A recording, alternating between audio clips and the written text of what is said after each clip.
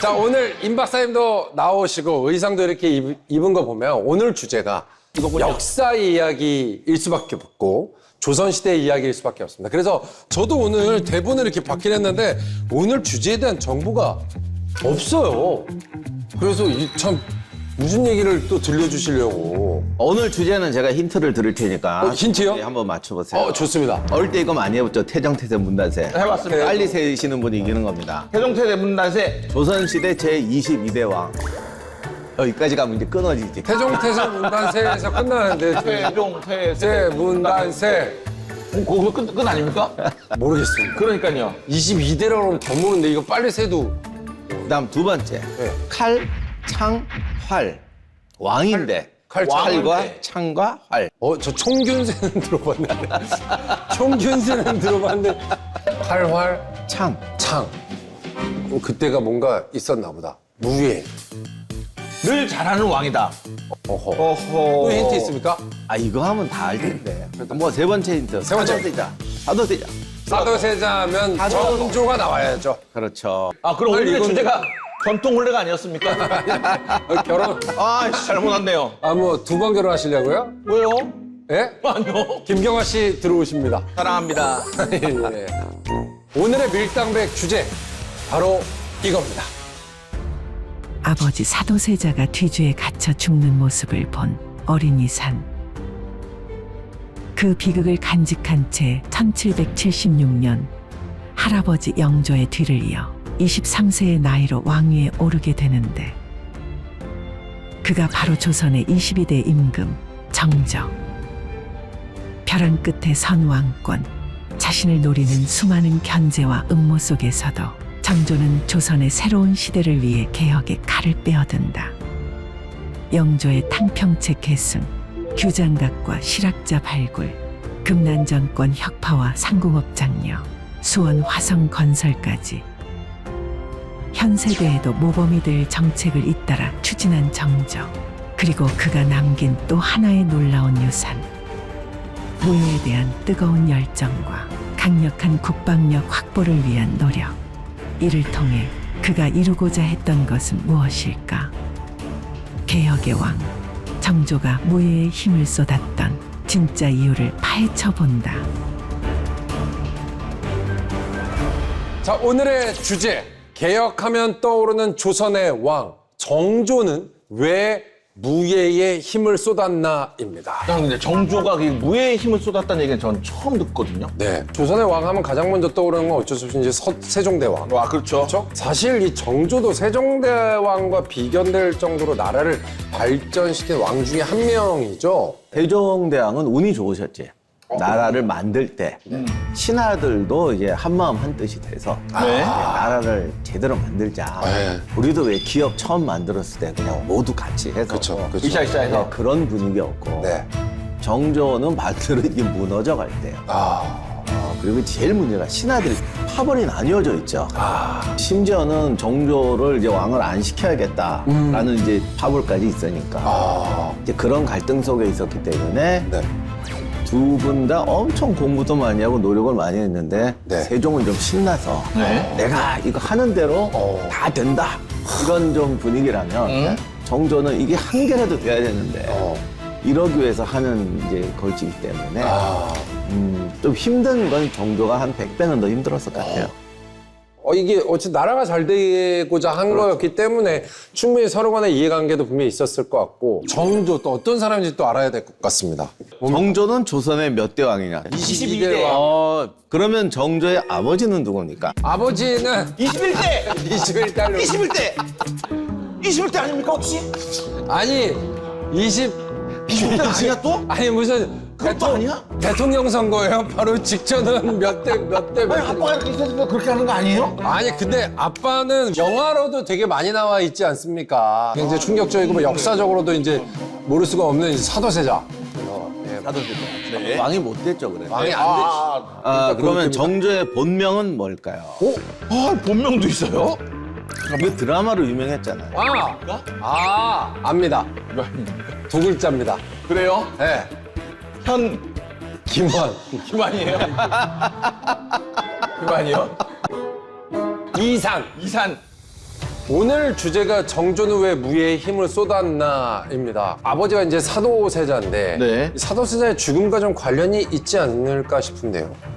사실은 정조의 모든 게 이제 사도세자의 죽음과 관련이 있긴 해요. 네. 왜냐하면 이제 사도세자가 이제 왕이 못 되고 또 뒤주에 갇혀서 네. 그러니까 할아버지가 아들을 죽인 거죠. 네. 비참한 삶을 살았는데 그래서 어릴 때부터 정조는 자기가 폐위될지도 모른다는 두려움을 가졌어요. 아, 그리고 왕족은 폐위되면 무조건 죽는 거야. 그런데 또 자객까지 들었어요. 공포 맞아. 자객도 맞아.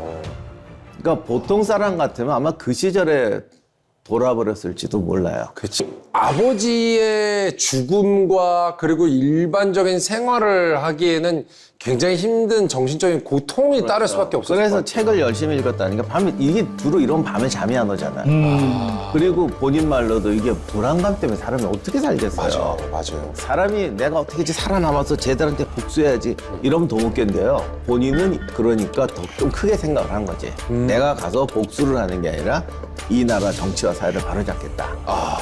그런 점에서 사회 문제와 개혁에 생각했던 것 같아요. 네. 자, 밀리터리 썰전 밀전.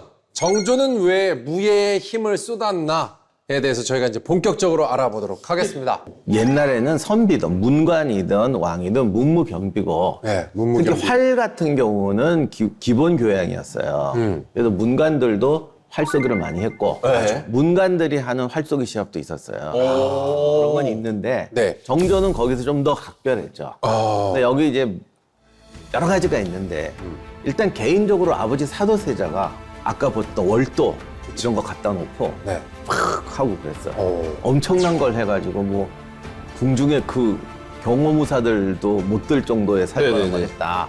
그러니까 약간 그런 내력도 있는 것 같고요. 네.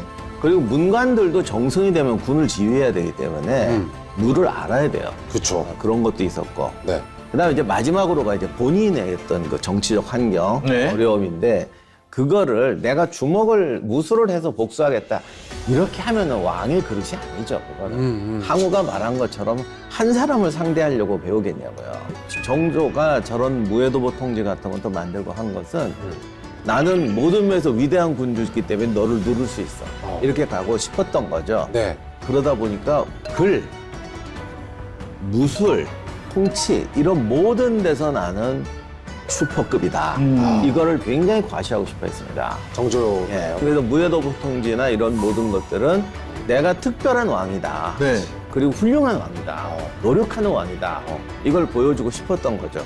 그래서 규장각에서 책 먹고 막 고민하면서 이거 왜 이렇게 시원찮아?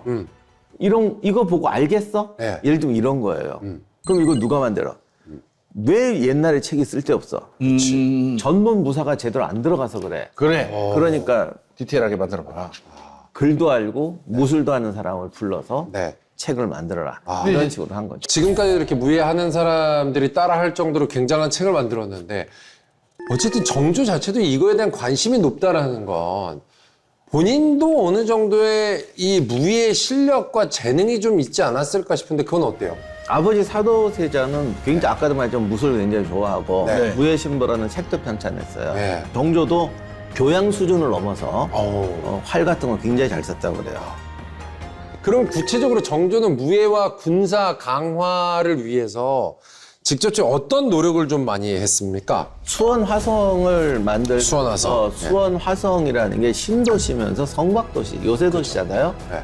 그래서 수원화성에 주둔하는 별도의 군영을 만듭니다.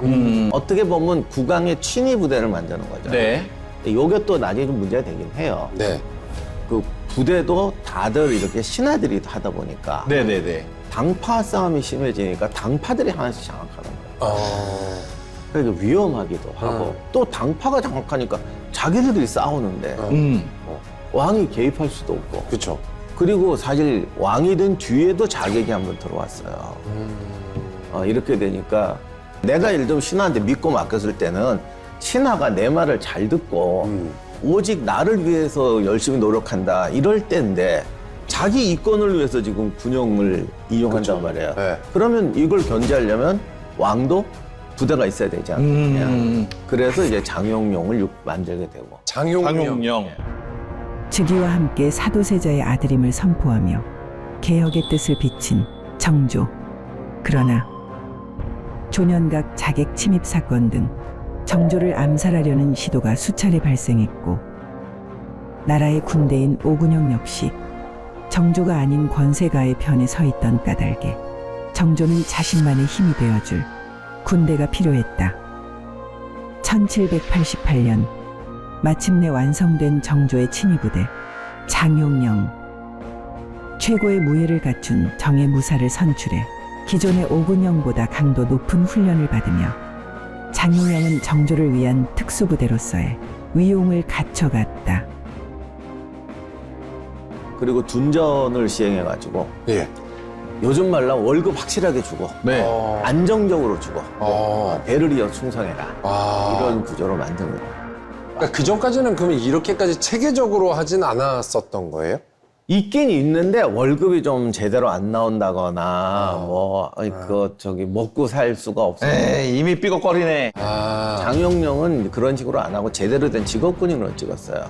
그래서 처음에는 30명으로 시작했는데 조금씩 늘려 2년 후에 200명. 그리고 이제 이들을 여러 군데 배치했다가 결국은 이제 수원을 본거지로 해서 나중에는 12,000명까지 늘어났어요. 이거 맞네. 이렇게 해서 완전히 이제 수원을 지키는 군대. 왜냐면 수원이 서울로 길목이니까. 네. 수원을 지키는 군대지만 사실은 왕의 친위 부대로서 그리고 최정예 부대로서 또 활동을 하죠. 여기는 이제 굉장히 이제 투여를 많이 해가지고 재정도 안정적이고 대우도 좋고 그런 점에서 굉장히 훌륭한 부대였는데 나중에 이제 정조가 죽고 나니까 이제 제일 먼저 이제 없어진 부대가 됐습니까?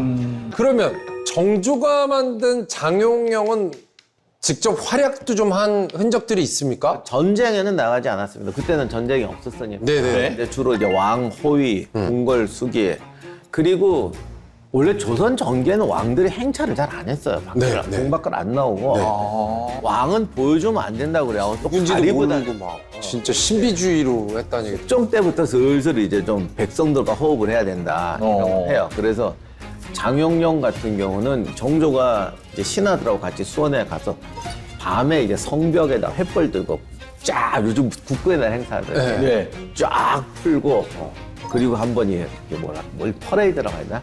그런 것도 크게 하고 그런 걸 했습니다. 그럼 뭐 무예 축제 뭐 이런 걸 그런 것도 했다는 했던 거예요. 거예요. 그럼 직접 그런 걸 통해서 이게 장용이 어느 정도 잘 되고 있구나라는 걸 눈으로 직접 확인할 수 그리고 있었던. 내가 이런 친위 군대가 있다라는 걸 이제 보여주는 거죠. 신하들이 와서 수원에서 하룻밤을 묵었거든요. 네. 정승부터 다. 네. 근데 갑자기 밤에 병사들이 쫙 올라가서 성벽에서 불 켜고 성벽을 뺑 둘러싸고 네. 안에 막 텐트 치고 바글바글하고 잠 못 자지. 잠 못 자지. 신하들은 과시에 굉장히 무서움도 있었을 거야. 두려움도 있었겠죠. 그러니까 그 안에 딱 들어놓고 양쪽에 불 다 켜고 들어보고 있는데. 세종 때는 이렇게 했어도 별 문제가 없었을 것 같긴 해요. 그렇지, 맞네요. 맞네요. 근데 세종 때 했으면 잘했다. 지금 자객 들어갔지 누구는 아버지 죽으면 니네는 책임 있지. 맞아요. 다들 전전긍긍 하고 있는데 그렇겠지. 이런 걸 하면 나는 무섭지. 무섭지. 무섭지. 이건 너무 무섭죠. 그럼 이제 선발 과정이나 훈련의 양, 뭐 이런 걸 봤을 때는 거의 감히 뭐 최고이지 않았을까 싶어요. 그때 5개 오군영이라고 있었거든요. 네. 훈련도감, 어영청 뭐 이래가지고 5개가 있는데 거기서도 뛰어난 병사들을 이제 선발하거나 또는 이제 시험을 봐서 조선은 뭐 시험 보는 능력 하나는 탁월하니까 아이타기 활속 이런 거 다 봐서 네. 신분에 구애받지 않고 좀 능력 있는 사람들을 많이 뽑았어요. 네. 왜냐하면 그게 수도에 있는 부대는 능력으로 뽑는 부대도 있는데 이제 대신들의 자제나 서울이나 이런 애들이 또 들어가. 왜냐하면 인맥 구조니까. 그렇지, 그렇지. 그런데 여기는 이제 전국으로 걷어내야 돼. 뽑는다. 그래서 그렇게 뽑았죠. 근데 뽑기만 하면 다냐. 군대는 또 훈련을 해야 되죠. 그렇죠. 군전도 주고. 네. 왜 그랬겠어요?